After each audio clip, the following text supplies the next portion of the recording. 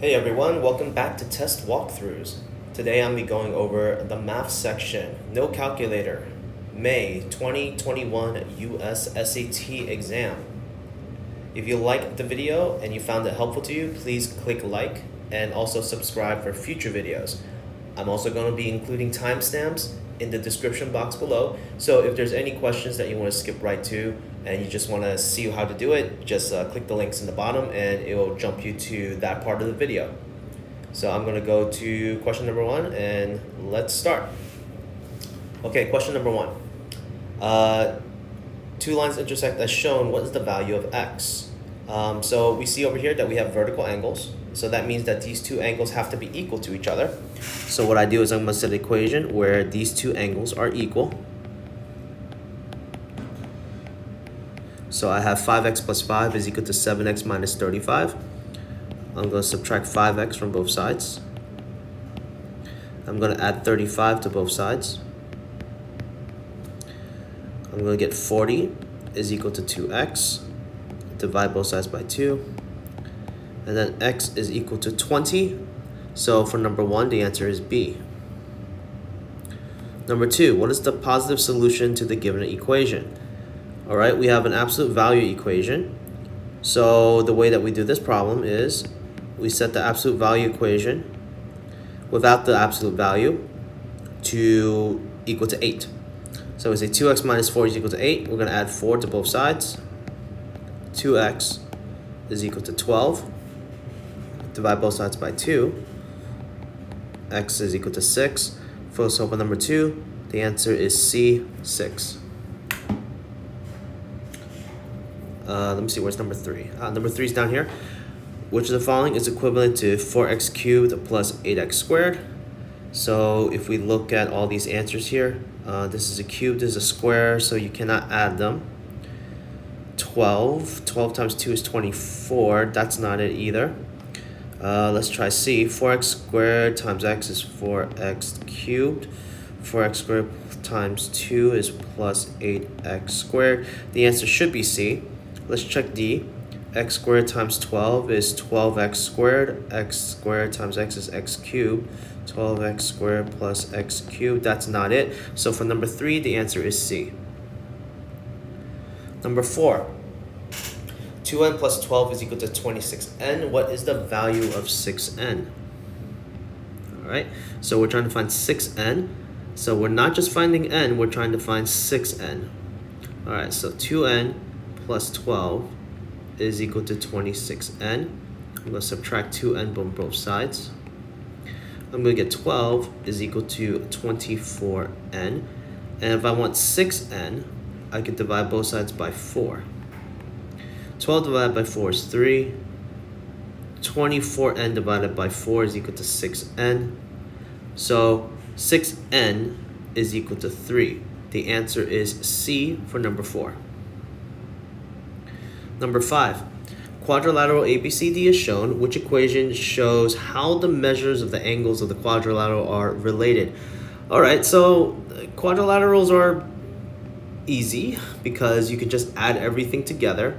So A plus B plus C plus D should equal to 360 degrees. So which one shows that?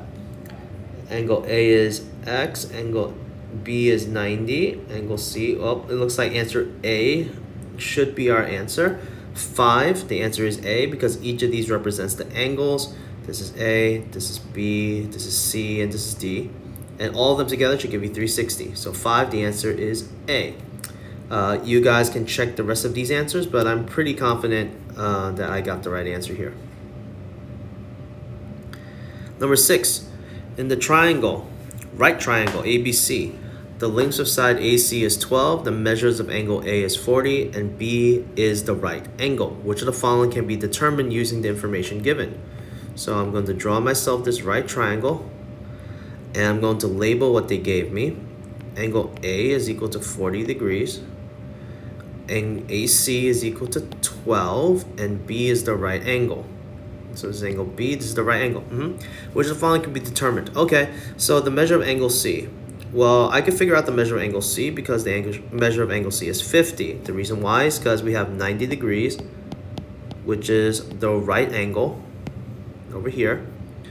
And we have 40 degrees, which is angle A. And plus angle C should give me 180 degrees because this is a triangle. So we could, of course, figure out angle C, and angle C should just be 50 degrees. So Roman numeral 1 is good. And then it said the length of AB. The length of AB is here, so it's x. So we should also be able to figure out the length of AB using trig functions. So here's an example. To figure out the length of x, we do have the hypotenuse and we have this missing side. We have 40 degrees over here. So what I could write is that the cosine of 40 degrees is equal to the adjacent side of AB over 12. And then using this algebra, I can multiply here by 12. And then I'm going to get AB. So it's possible to figure out. So therefore, 2 also passes. So which of the following can be determined using the information given?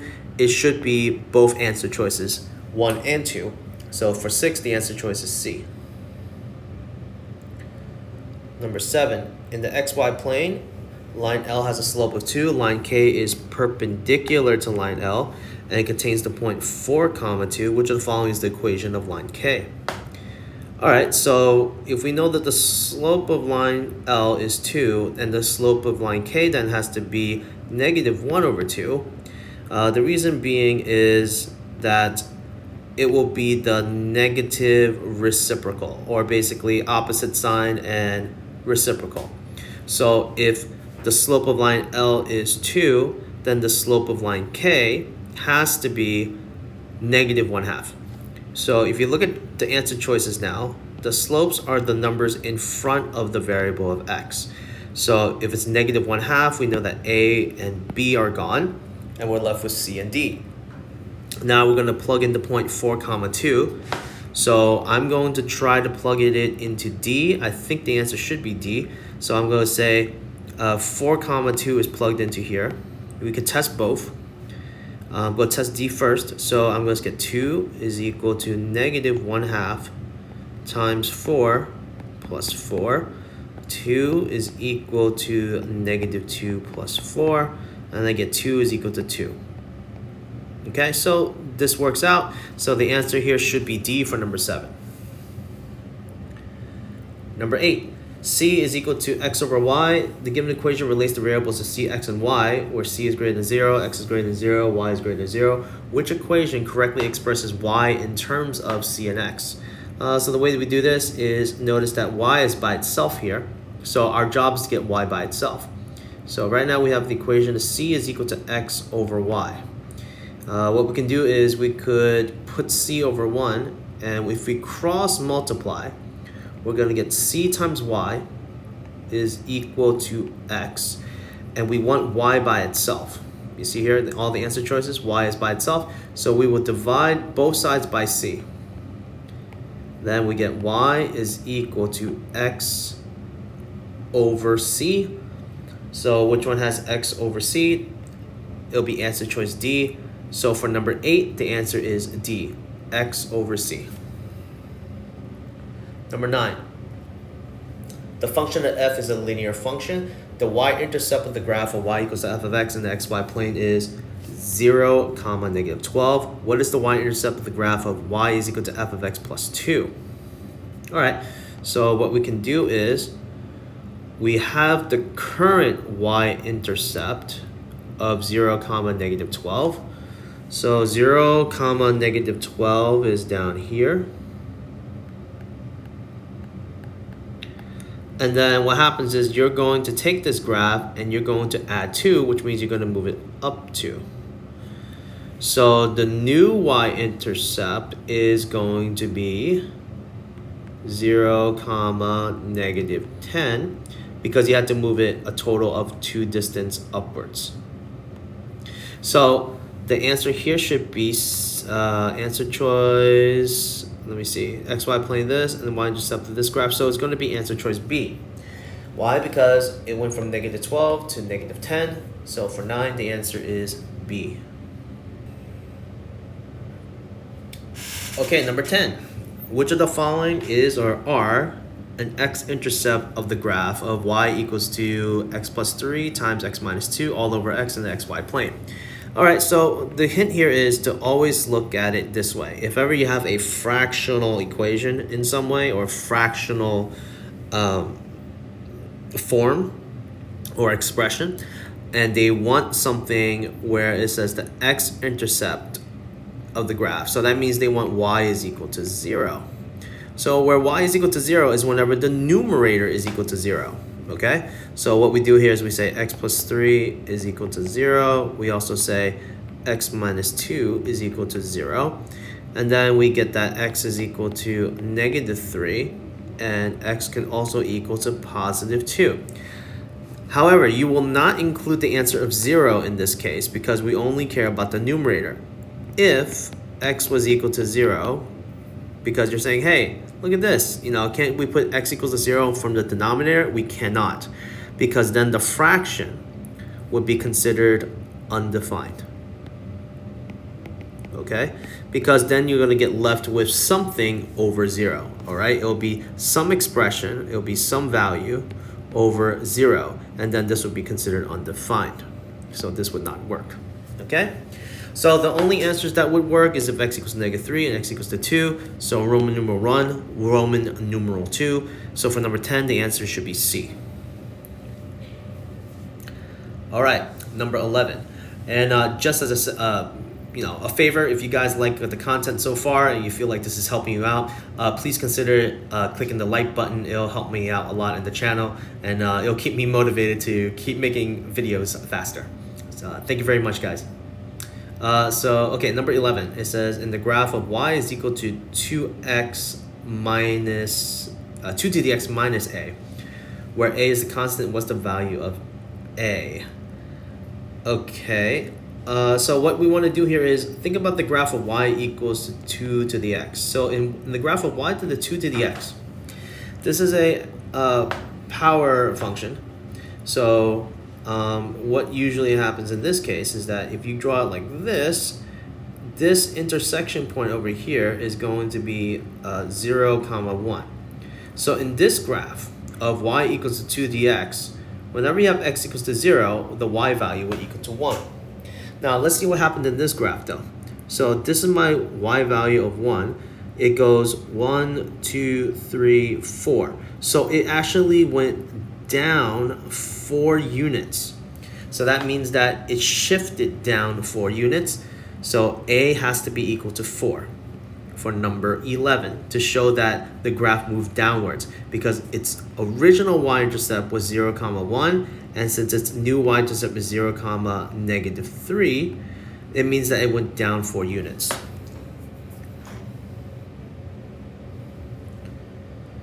All right, number 12. For a certain group of fish, the graph models the relationship between the body length L in centimeters and the tail area of A. So, okay, we have body length and tail area, okay, in square meters, where L has to be a number in between 6, so that means this has to be 6, and then 34, which means this number here is 34. Okay, which equation represents the relationship between the body length and the tail area? Well, it looks like in terms of the tail area, well, let's see what happens, okay? Let's just take a look. So when the body length is, let's say, 15. When the body length is 15, when L is equal to 15, we're going to get an area, just write that down properly, we're going to get an area of about 5, because it looks like that's where it intersects.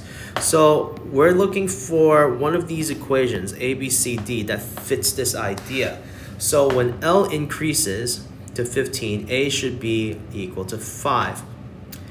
Okay, so if you look at this, all of these numbers here, so all the numbers except for A, I think A is the answer here in this case, guys. Because if you look at B, C, and D, it all looks like you're multiplying by a number greater than 1. So that means that when L is equal to a certain number, let's say L equals to X, right? Then all these other answer choices of B, C, and D, it would mean that the area is going to be something much bigger than X, okay? If it was if it was B, C, or D. But in our case, it looks like when L is 15, A should only be equal to about 5. So that means we can even plug it in to check, right? We're going to plug it into the equation here. So A is equal to 0.02 times, let's say 15 squared, because we're going to use a body length of 15. And we're going to get A is equal to 0.02 times 225. So we're looking for something much smaller, right? Because you're basically taking 0.02 of 225. It's going to be a much smaller number. So in this case, I'm guessing it's probably going to be a much smaller number right here. It's probably going to be on 5.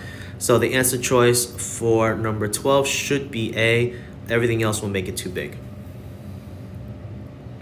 13. If x and y is the solution to the beginning system equations, what's the value of x? So they're looking for the value of x, which means that we should be eliminating y. Okay, we want to eliminate y. So what I'll do is I'll see what numbers in common between -4 and +6. So that commonality number should be the multiple of 12. So what we'll do is we're going to multiply the top equation by 3 and the bottom equation by 2 in order to get to this 12 result. So let me demonstrate. So we're going to multiply everything on top by 3. So we're going to get 3 times 8x minus 4y equals to 3 times 7. And again, you also have to multiply the left and the right. And on the bottom, we're going to multiply everything by 2. Because 6 times 2 is 12. So we're going to get 2 times 3x plus 6y. And that equals to 2 times 12. Okay. All right. And then for the top equation, we're going to get 24x minus 12y is equal to 21. And the bottom equation, we're going to get 6x plus 12y is equal to 24. All right, so now we're going to add these numbers together. We're going to get 24 plus 6 is 30x. We're going to get a -12 plus a +12, which will cancel out. And then we're going to get 21 plus 24. 21 plus 24 is equal to 35. Now we are 21 plus 24 is equal to, 21 plus 24 is 45. Sorry, guys. Now we're going to divide both sides by 30. And if you take 45 divided by 30, you're going to get x is about 1.5. So the answer for number 13 should be A. Okay, number 14. So it says, in the given system of equations, k is some kind of constant. The system has exactly one solution, which the following could be the value of k. So in order to make it have only one solution, k cannot equal to 2 in this case. Okay? Because if k equals to 2, that means that either the lines are parallel. Okay, so if k equals 2, that means either the lines are parallel or the lines are right on top of each other, and then they'll have infinite solutions. Okay, but this case though, it won't be infinite because these numbers also need to be same, the constant. So in other words, it's just parallel. We don't want the line to be parallel. So k cannot equal to 2. Okay, k cannot equal to 2. So this is very important. K cannot equal to 2. So it says, which of the following could be the value of k? It's not 2. It could be Roman numeral 5. So the answer for number 14 is B. Okay? It doesn't say that it has to be. It just has to say could be. So k could be any number besides 2. All right, 15. It says, in the given function b, it models the number of flower beetles in a certain area where t represents the number of days after June. Okay, which of the following is the best interpretation of the number 1.11 in this context? All right, guys, so this is a classic exponential growth equation. So 100 here represents the amount that you start with. Okay, this 1.1 here means that it will grow at an extra 11% each time that the time passes. So we're basically growing at a rate of 11% more each time, but it's basically the growth factor. Okay, so the model predicts, let's go through each answer choice. So A says the model predicts that there are approximately 1.1 flower beetles. That's not true. The nut of flower beetles should be 100. It's not this one. It's going to be the number 100. It's the starting amount. B says the model predicts that the number of flower beetles is increased by approximately 1.1 each day. That's not it either, because this is a linear idea, linear equation, whereas this is more exponential idea, so it's not B. The model predicts that it will take approximately 1.11 days. Okay, that's not it, because days is represented by time, so C is not the answer. The answer should be D for number 15. It says the model predicts that the number of flower beetles grows by a factor of 1.1 each day. Okay, so it says a factor, so that means that's a number that you're multiplying by. So this over here would be an example of exponential growth. Okay, so the answer for number 15 is D.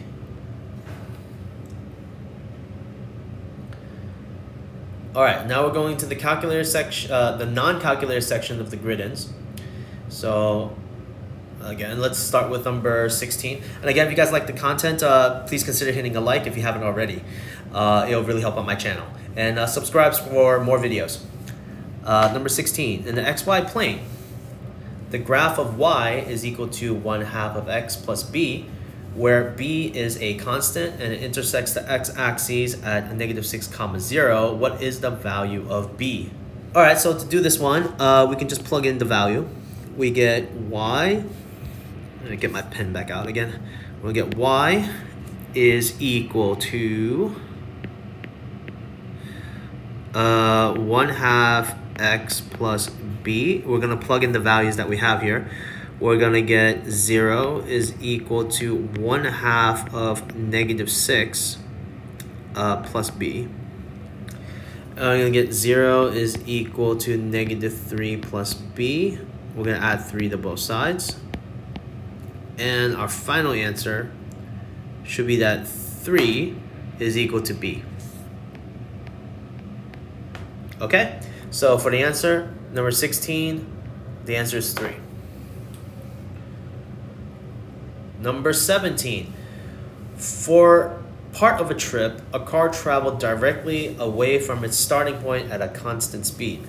The graph shows the car's distance from its starting point in miles for the times of 2 hours to 2.5 hours after the start of the trip.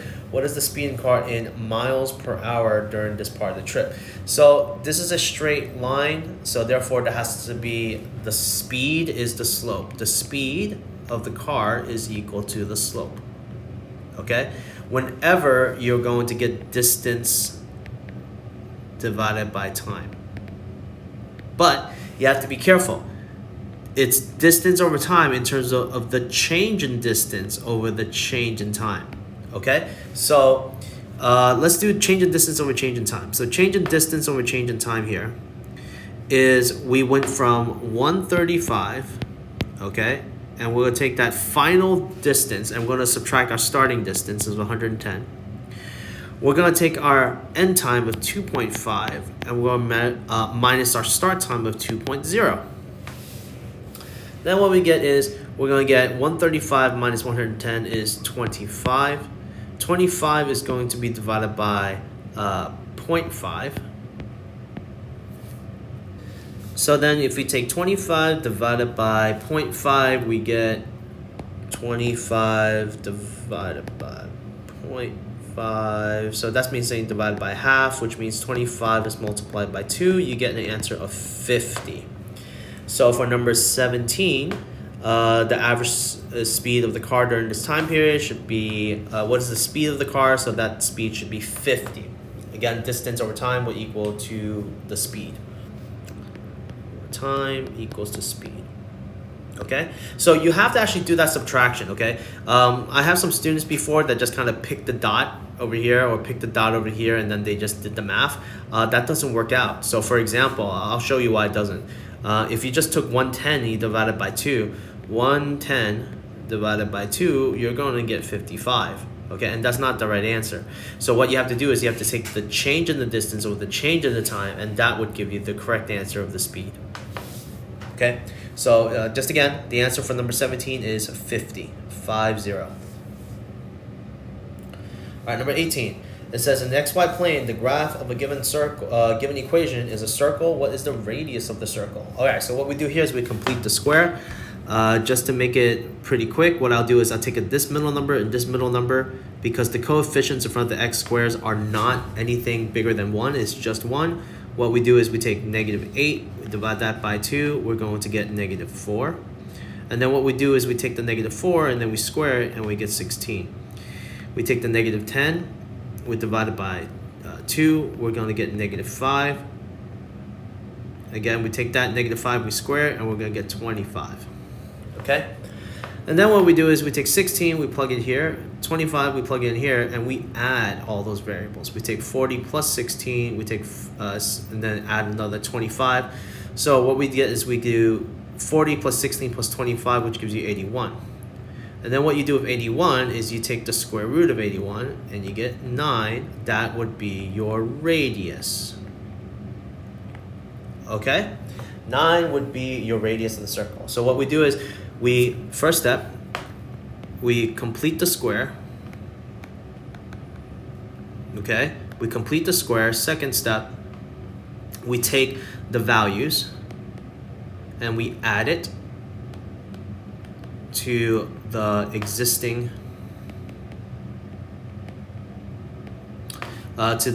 constant. Okay? And then the third step is you take the square root of that constant. Okay? All right, so we take the square root of 81, you get a value of 9, the radius equal to 9. So 18, the answer is 9. 19, what's the sum of the solutions to the equation above? All right, so this is a very quick and easy trick for this.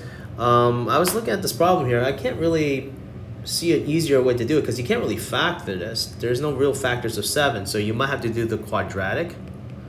Okay? But there is a much easier answer, and the way that you do that is that the sum of the solutions of a quadratic, is equal to -b over a. All right? So if you can do -b over a, where a in this case is equal to the coefficient in front of the x squared, so that'll be equal to 1, b is equal to -6, and c is equal to 7. So I'll write it up here. This is a, this is b, and this is c. And the sum of the solutions is equal to -b over a. So what we do is we do negative of -6 over a. A is equal to 1. And we get 6 divided by 1, and we get 6. So 6 is equal to the sum of the solutions of the equation. Okay? You guys can look up this equation later, but the answer for number 19 is just 6. All right, number 20. It says, in the given expression, a is a constant. The expression is equivalent to x to the 6th power, where x is greater than 0. What is the value of a? So they're asking you to solve for a, and they're saying that everything is equal to x to the 6th. So what I'll do is I'll write out the expression first. I'll say that the square root of the x cubed to the a, and that equals to x to the 6th power. And then what we have here is we have x to the 3/2 is going to multiply a on the outside, and you get x to the 6th. And then you're going to get x to the power of 3a over 2 is equal to x to the 6th. So know your exponent rules. When you have exponents outside the parentheses like this, you can multiply them. And then what we have is we have 3a over 2 is equal to 6. We're going to multiply by 2 on both sides. We get a is equal to, so we're going to multiply by 2, multiply by 2. This is gone. So we get 3a equals to 12. We get divided by 3. And then a is equal to 4. Okay? So the answer for number 20, it should be that a is equal to 4. Check my math again real quick. It should be right. Okay, guys, so thank you very much for listening in today. And again, this was the SAT test for May 2021, Section 3, No Calculator. If you have any comments or questions, please feel free to post them in the description box or the comment section below, actually. And please like and subscribe again. Thank you very much, and happy studying. Have a good day, guys.